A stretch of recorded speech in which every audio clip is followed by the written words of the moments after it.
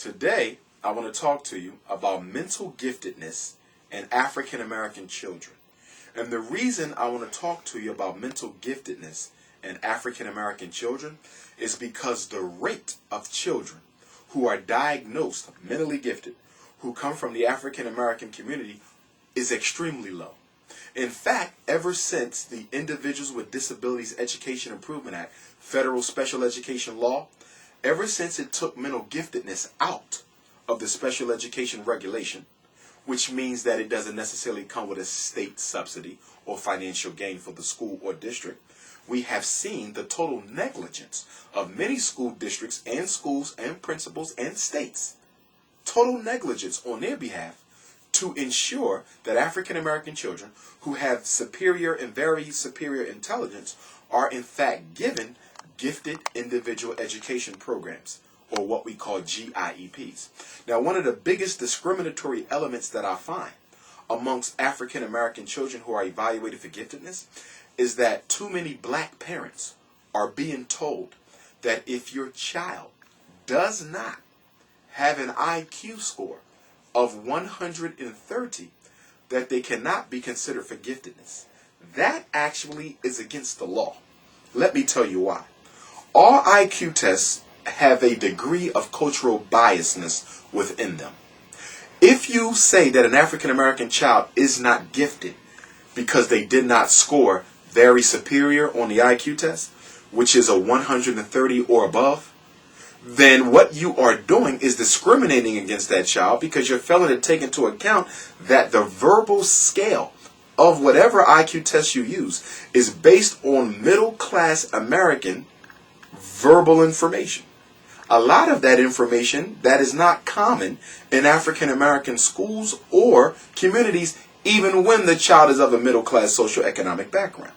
That is to say that to keep an African American child out of a mentally gifted program because they fell a few points short of the 130 cutoff is discriminatory, because the few points that they fell short can clearly be justified by the cultural biasness that is inherent in the test. We also know that you cannot use a single assessment to rule in or rule out giftedness.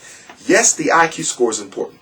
And I will say here emphatically that if a child does not score, if an African American child does not score at least in the superior range, then that is generally a pretty clear indication that they're not gifted. Your child should not go in gifted if they only have an average score. They should not go in gifted if they only have a high average score. But if an African American child scores within the superior or very superior range, meaning that they only come a few points short of the 130 nationally accepted standardized cutoff, then they should still be considered for the program. Now, in addition to IQ score, you have to look at the child's grades. You have to look at their test score, standardized and otherwise. You have to look at their love and thirst for learning.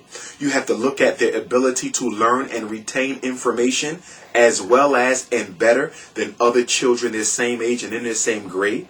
You have to look at the presence of leadership skills and an academically thirsty personality. In other words, you have to look at more than just a score. Generally, for a child to be considered gifted, they should have been above grade level by 1 year for at least a year.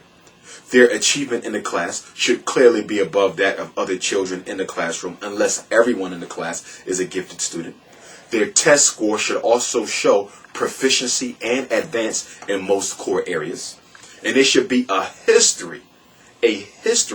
profile that clearly shows that this was a child whose intellectual trajectory clearly superseded those of his or her peers. But I want to be clear that giftedness is not based solely on a culturally biased IQ test. And I want every parent out there to know that whenever you disagree with the school psychologist evaluation, whenever a school psychologist or a gifted evaluation team tells you that your child didn't qualify for gifted, and you believe that they did qualify for gifted, you have a right to request an IEE. It is an independent educational program, and you get to choose a psychologist of your choice who is certified in that state to practice school psychology, to conduct that independent educational evaluation, and to determine whether or not the results that were found by the school district psychologist, whether or not they were in fact correct. Now let me say, as someone who conducts independent educational evaluations all the time throughout the state of Pennsylvania and who consults nationally, sometimes we will agree with the psychologist. Just because you get an African American psychologist to validate the test results from a non-African psychologist doesn't mean that we're going to come up with a different profile. What we are after is the truth. It does no good to put a child in gifted who isn't gifted. But at the same time, it is discriminatory, okay, and can cause harm to keep a child out of gifted who in fact meets that criteria and can compete on that level. One of the reasons why you don't see a lot of African American children in gifted, number one, historically, it goes against the dominant beliefs about the intellectual ability of black people. In America, we was always considered to be intellectually subservient, intellectually inferior. So as a result of that, nobody even thinks seriously, not many people, do not think seriously about the possibility of an African American child being gifted. So one of the reasons why black children lag behind others in terms of being diagnosed as gifted is because they are not referred for giftedness as much as white, Asian, and other students. They're not being referred. Many parents don't know that all they have to do is write a letter to their child's school requesting a gifted evaluation. Many parents don't even know that. But you know it now. If you think your child is gifted, write a letter to the school. I want my child evaluated for giftedness, and they have to provide you with a report within a certain amount of time.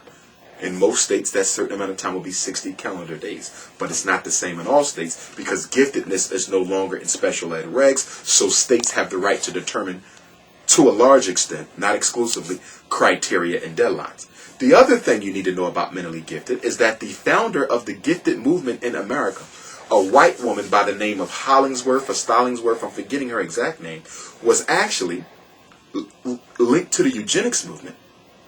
And giftedness as a program started being advocated for around the same time that the Brown versus Board of Education of Topeka, Kansas case came about. In other words, giftedness was designed to segregate black kids from white kids based on intellectual ability. So giftedness was a strategy that was used to pull white kids out of classrooms with black kids under the belief that they were more intelligent. Giftedness grew out of eugenics, which is why we don't have enough kids being diagnosed.